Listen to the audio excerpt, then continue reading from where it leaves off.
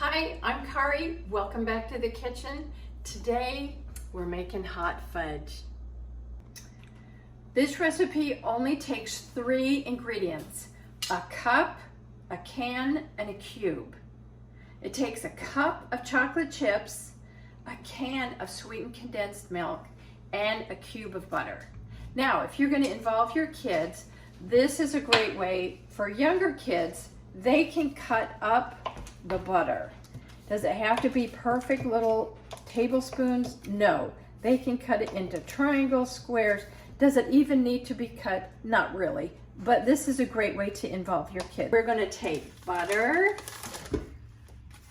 and we're going to take our chocolate, and we're going to take our sweetened condensed milk.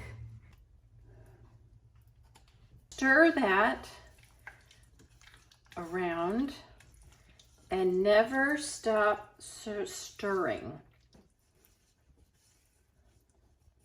Keep stirring and stirring until everything is incorporated and it's going to be glossy and thick. Okay, our hot fudge is done. It's perfect. It's thick and so delicious. 2 things about the stove.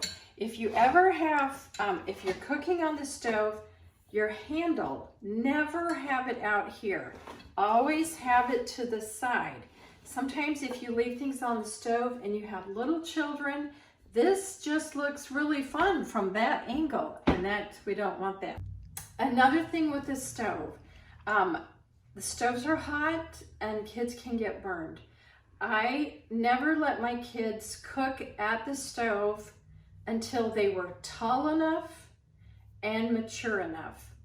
I never ever let my kids push the chair up to the stove so they could stir or they could watch. That is too dangerous. This little jar makes a perfect gift for someone who is a chocolate lover.